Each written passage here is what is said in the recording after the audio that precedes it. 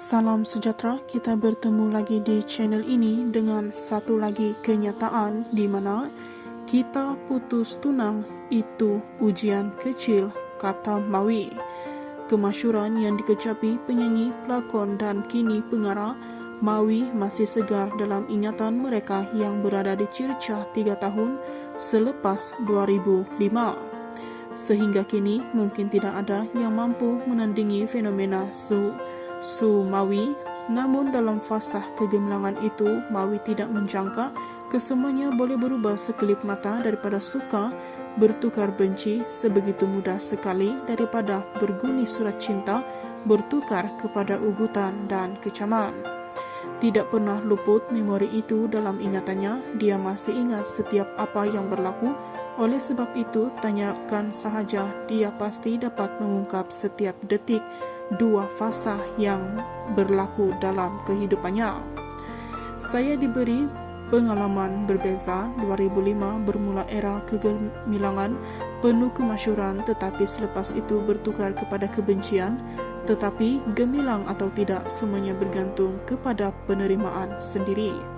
Saya pun tidak sangka perasaan itu, suka itu akan bertukar kepada benci, sehingga satu ketika saya seolah-olah diburu dan diancam.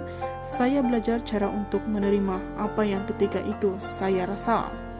Tetapi selepas melalui berbagai pengalaman hidup, saya sadar apa yang berlaku itu bukan sesuatu yang besar pun. Kalau dalam bahasa kasar, tak ada apapun, semuanya masih dalam ingatan saya, katanya lagi.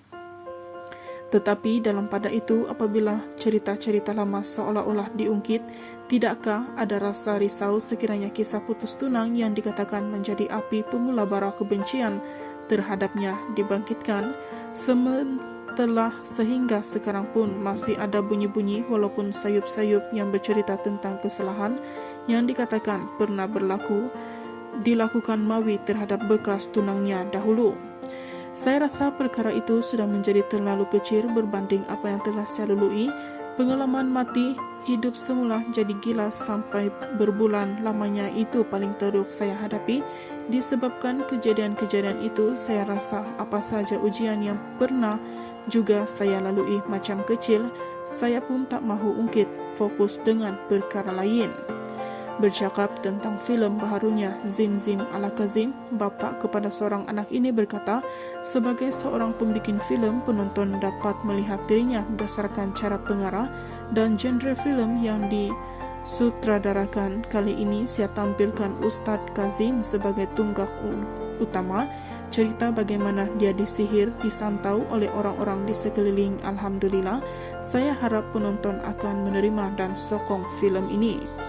Filem ini pada awalnya dibikin untuk siaran layar kaca, tetapi selepas siap kami membuat keputusan untuk masukkan dalam pawagam. Kali ini saya tampilkan Ustadz Kazim pula, katanya lagi. Cerita bagaimana dia disihirkan, disantau oleh orang-orang di sekeliling. Alhamdulillah, saya harap penonton akan menerima dan sokong filem ini. Filem ini pada awalnya dibikin untuk siaran layar kaca, tetapi selepas siap kami membuat keputusan untuk masuk pawagam. Jadi jangan bandingkan Zim Zim ala Kazim dengan filem luar yang budget jutaan ringgit, ujarnya lagi. Lantas lepas 3 naskah di bawah arahannya, adakah Mawi sudah menemukan rentak pengarah dan seninya? Adakah dia selesa dengan genre filem yang dilihat sebagai satira sinis? Kali ini saya tampilkan Ustadz Kazim sebagai tunggak utama, cerita bagaimana dia disihir, kata Mawi. Itu saja info hari ini. Sekian dan terima kasih.